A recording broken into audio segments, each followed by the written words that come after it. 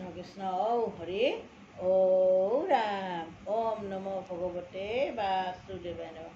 ধন্য কলি যুগ ধন্য ৰাম নাম ধন্য ধন্য নৰ কায়া ভাগ্যহীনা জনে জপি ৰাম নাম তৰয় দুষ্টৰ মায়া ৰাম তৰয় দুষ্টৰ মায়া। এই কলি যুগত আপোনাৰ ধন্য নৰকায়া বুলি কৈছে, ধন্য ৰাম ৰাম কৈছে, ধন্য ভাৰতবৰ্ষৰ কথা কৈছে আৰু কৈছে মানে ভাগ্যহীন যাৰ ভাগ্য আছে তেওঁলোকে এই কৰি হৰিনাম ল'বলৈ সক্ষম হয়।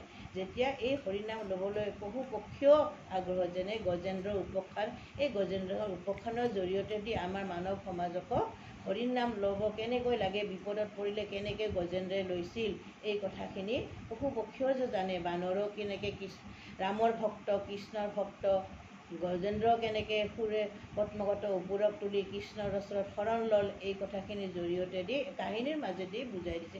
এই কাহিনীৰ লগত আমাকো বুজাইছে যে আমি যেনেকৈ গ্ৰাহই গজেন্দ্ৰক ভৰিত ধৰিলে, ঠিক তদ্ৰূপ আমাক কাল সময়ে আমাক গ্ৰাস কৰি আছে, গিলি আছে। তথাপিও আমি বুজি পোৱা নাই যে আমাৰ দিনে দিনে আয়ু কমাই আছে।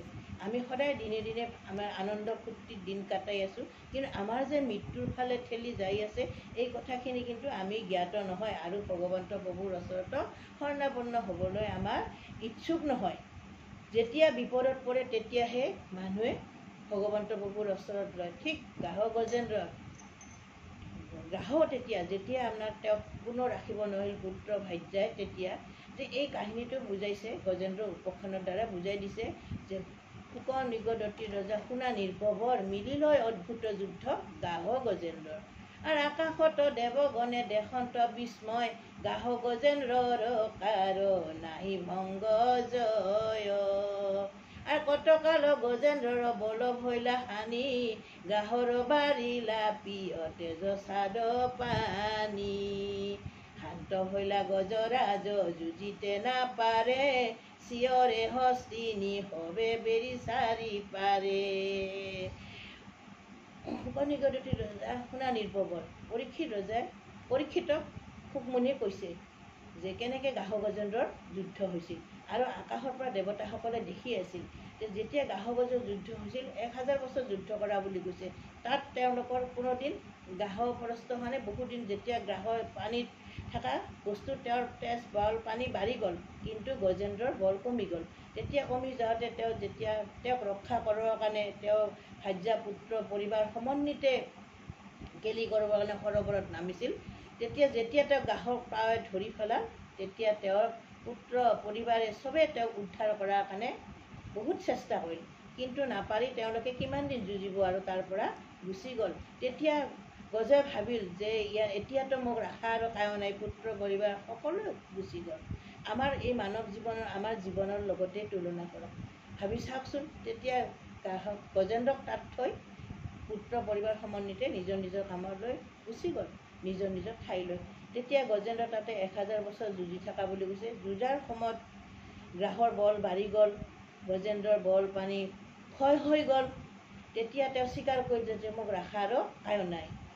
তেতিয়া তেওঁ ক'ল আৰু এই ৰাম শান্ত ভৈলা গজৰাজ যুঁজিতে নাপাৰে চিঞৰে হস্তিনী হবে বেৰি চাৰি পাৰে।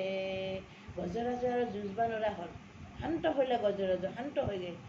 তেতিয়া যুঁজব নপৰা হ'ল। তেওঁ চাৰিওফালে তেওঁৰ পত্নী পৰিবাৰে চিঞৰিব ধৰিল। তেতিয়া তেওঁক ৰক্ষা কৰিব নোৱাৰাত গজেন্দ্ৰই গম পাল যে সংকট বেলাত টান শত বুদ্ধি ভৈলা কি ভৈল বুলি গুণিবা কলৈলা। যে মোৰ কি হ'ল এই কথা তেওঁ মনত ভাববা ধৰিলে।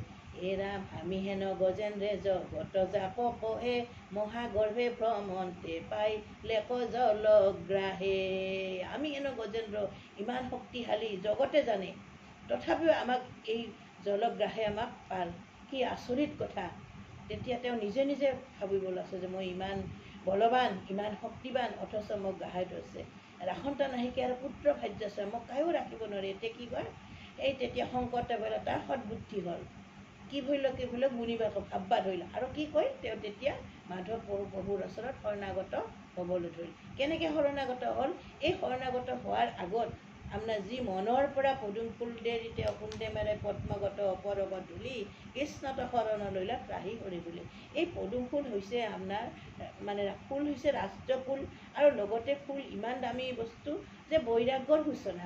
যেতিয়া মানুহৰ এই সংসাৰৰ বৈৰাগ্য আহে যে এই সংসাৰ অসাৰ, চব মিছা, পুত্ৰ পৰিবাৰ ধন টকা পইচা ঘৰ দুৱাৰ মাটি বাৰী চবেই অসাৰ, অকল তেওঁৰ নাম সঁচা, তেতিয়াহে আপোনাৰ এই কুন্দে মেৰাই পদ্মগত অপৰক তুলি কৃষ্ণত শৰণ লৈলা ত্ৰাহি হৰি বুলি। মনৰ পদুম ফুল, এই পদুম ফুল যেতিয়া বৈৰাগ্য হয় মানুহ জন্মে তেতিয়াহে এই পদুম ফুল হয়। আমাৰ পদুম ফুল কৃষ্ণৰ হাতত থকা বস্তু, তেওঁৰ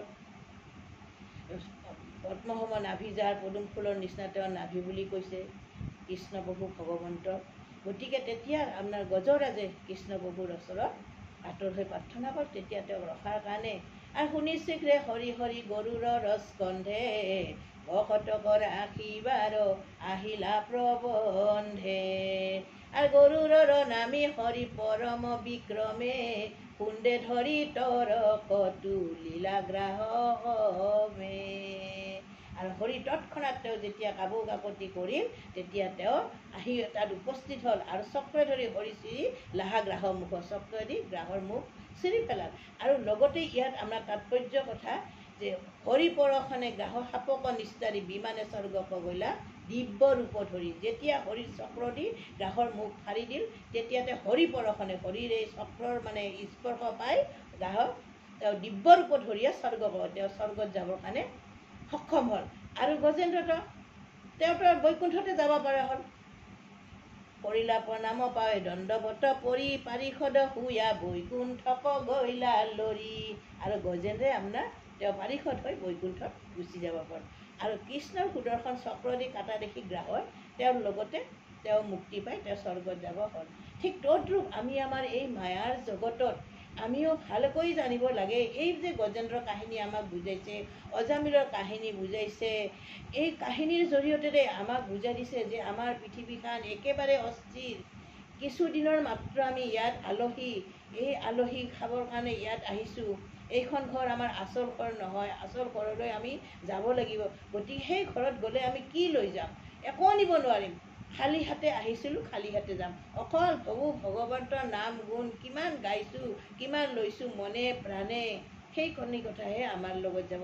তাকে জানি আমি সকলো মানুহে কৃষ্ণ প্ৰভু ভগৱন্তৰ ওচৰত শৰণাপন্ন হয় এই পৃথিৱীখন যে একেবাৰে অস্থায়ী তাৰ কাৰণে গুৰুজনাই মহাপুৰুষ শ্ৰীমন্ত শংকৰ গুৰুজনাই লিখি দিছে যে শুনি আকৌ সৰ্বজন কৃষ্ণৰ চৰিত্ৰ আতপৰে আন পুণ্য নাহিকে কলিত বেলেগ কোনে। আৰু লভি আছা জন্মজিত ব্ৰহ্মাৰ বাঞ্চিত জানি যত্নে কৰা পান কৃষ্ণ কথা মিত্ৰ। অনেক সংসাৰ বিলম্বত কাৰ্য নাই চিন্তামণি জন্ম হেৰা হাততে হেৰা।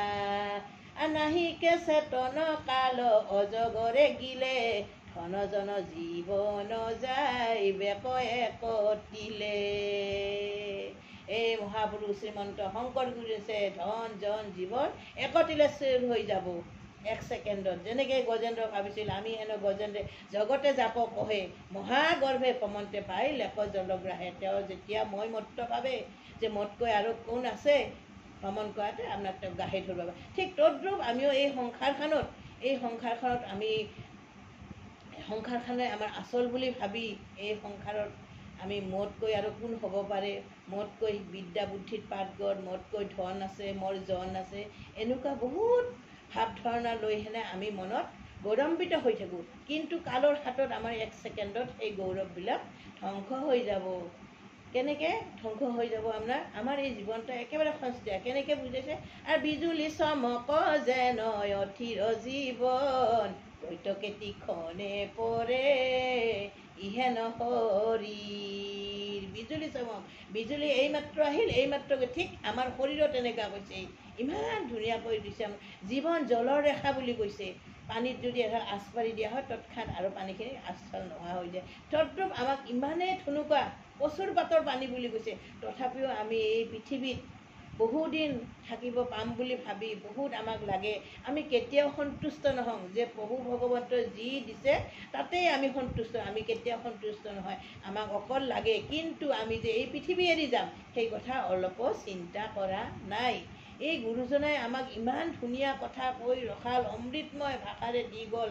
তেওঁ আমাক আদৰ্শ দেখাই গ'ল। মহাপুৰুষ শ্ৰীমন্ত শংকৰ গুৰু জগতগুৰু, তেওঁ জগতগুৰু। তেওঁৰ আজি অৱদানত আমি তেওঁৰ এই কীৰ্তন ঘোষা, ইমান ধুনীয়া নৱৰস কীৰ্তন ঘোষাৰ জৰিয়তে আমি আজি এই কথাবিলাক পাই আমি কলিৰ পাতকিয়ে তৰবা পাৰিম। ভাগৱতত তেওঁ প্ৰথম স্কন্ধ, দ্বিতীয় স্কন্ধ, দশম স্কন্ধ, তেওঁ কিমান গুৰুজনাই কিমান ধুনীয়া ধুনীয়া কথা তেওঁ লিখি থৈ গ'ল।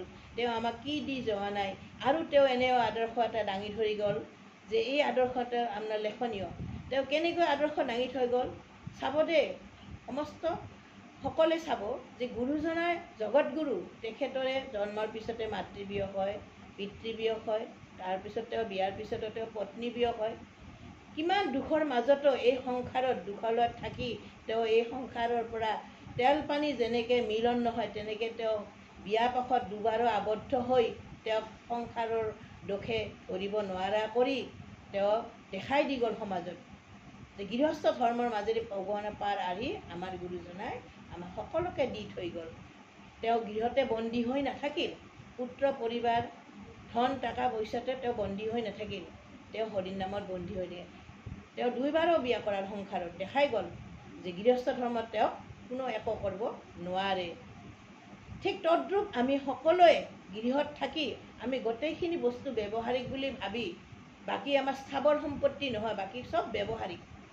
পুত্ৰ পৰিবাৰ ধন টকা পইচা ঘৰ দুৱাৰ মান প্ৰতিষ্ঠা সন্মান চবেই ব্যৱহাৰিক বস্তু। ইয়াত একো স্থায়ী নহয়, চব অস্থায়ী। স্থাৱৰ হৈছে আমি যিমান হৰিৰ নাম লওঁ তাকে লৈ কৈ কৃষ্ণ প্ৰভু ভগৱন্তৰ ওচৰত আৰু মই হাত জোৰ কৰি প্ৰাৰ্থনা কৰিছোঁ সমগ্ৰ মানৱ সমাজৰ মোৰ যদি উপদেশখিনি কোৱাত কিবা ভুল ভ্ৰান্তি হৈছে সমস্ত দোষ মাৰ্জনা কৰি অকল মই এই কথাখিনিকে কৈ আজিৰ কাৰণে সামৰিলোঁ। কৃষ্ণ কৃষ্ণ কৃষ্ণ ঔ হৰি ঔ ৰাম।